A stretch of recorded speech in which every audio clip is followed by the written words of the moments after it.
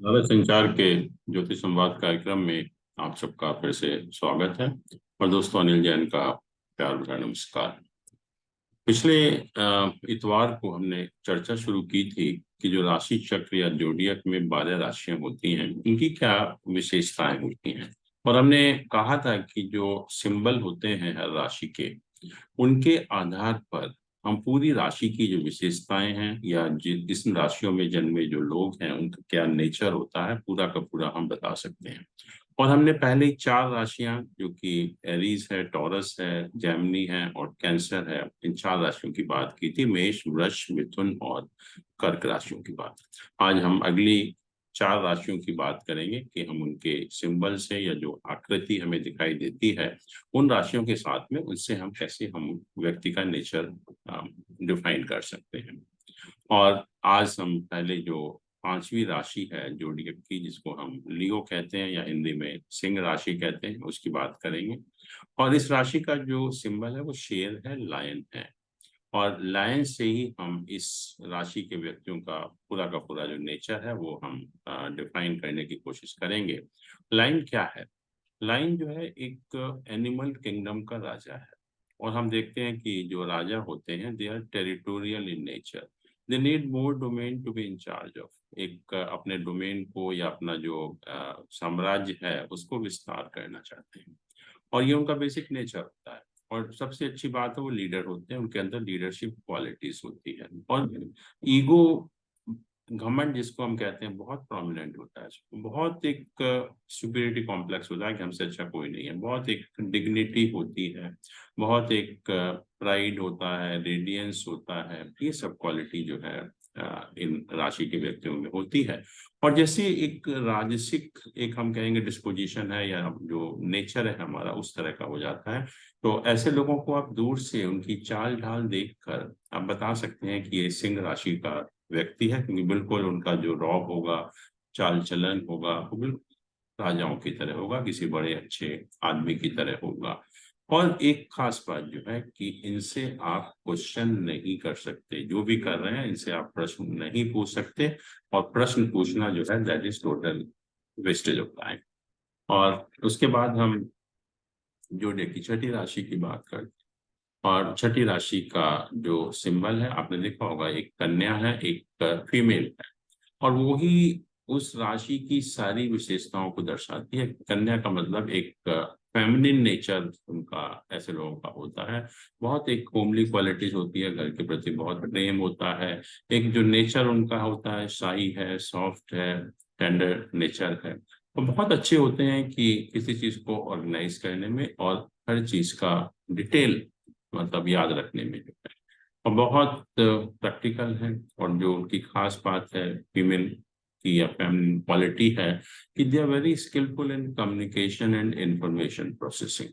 तो वही नेचर ऐसे लोगों का होता है जो कन्या राशि में जिनका जन्म होता है। बिल्कुल एक फेमिनिन क्वालिटीज इन लोगों की होती है। फिर अगर हम 7वीं राशि की बात करें, जिसको हम लिब्रा कहते हैं या तुला राशि कहते हैं, और इसका हम जो सिंबल देखते हैं कि मैन होल्डिंग ए बैलेंस, एक आदमी है, उसके हाथ में तराजू है। और तराजू का जो काम होता है वो ही इस राशि के व्यक्तियों का नेचर होता है। तराजू का मतलब to maintain the balance, to maintain the balance, to maintain proper relationship, to maintain harmonious exchange of things, to create pleasant relationship. और हर जगह जो है एक हम कहते हैं बैलेंस बनाकर चलना, अच्छा रिलेशनशिप डेवलप करना, हमेशा लोगों को खुश रखना जो है। और क्या प्रोसेस है बैलेंस में, हम जो बैलेंस मेंटेन करते हैं कैसे करते हैं? By the process of giving and taking. इधर उधर करके, इसको देखकर उसका देखकर, इस तरह से हम जो है by the process of giving and taking हम बैलेंस में बैलेंस मेंटेन करें। ऐसे ये लोग करते हैं।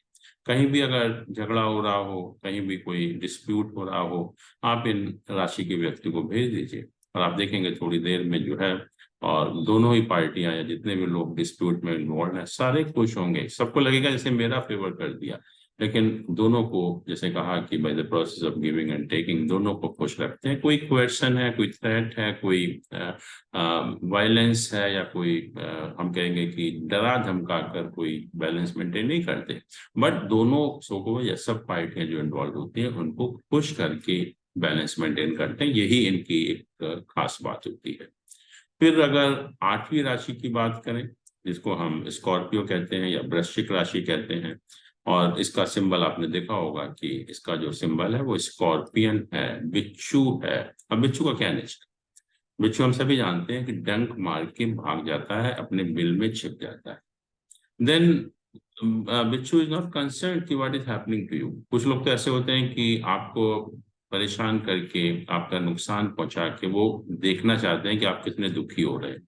लेकिन जो बिच्छू एक ऐसा एनिमल है जो आपको डंक मार के भाग जाता है। मतलब देन बिच्छू इज नॉट कंसर्न कि what is happening to you, कि कितना दुख दर्द आपको हो रहा है, उससे कोई मतलब नहीं है। वो ही नेचर ऐसे लोगों का होता है, आपको नुकसान किया और वहां से भागे।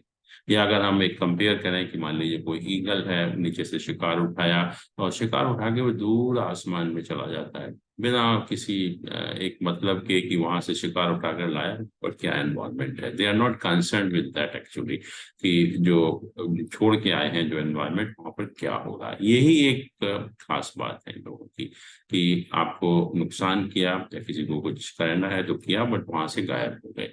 इसीलिए ऐसे लोग जो हैं कि बहुत सीक्रेटिव होते हैं, बहुत मिस्टीरियस होते हैं, बहुत मिस्चीवियस भी होते हैं। और यही जो राशि है वो हमें गुप्त विद्याओं का ज्ञान भी कराती है। जैसे लोग बहुत ही आईबी में हैं या सीबीआई में हैं या इस तरह की जो सिक्योरिटी एजेंसी है उसमें काम करते हैं, तो बहुत ज्यादा सफल होते हैं। और ज्योतिष भी हम शायद इसी राशि से सीखते हैं, क्योंकि ये राशि जो है गुप्त विद्याओं की राशि है। तो अगर इस राशि के साथ जो दो प्लैनेट हैं नॉलेज के, बुध और बृहस्पति, मरकरी और जुपिटर का इन्वॉल्वमेंट होता है, तब हम जो है ज्योतिष जैसा ज्ञान सीख पाते हैं। तो ये दोस्तों, ये अगली 4 राशि की हमने बात की।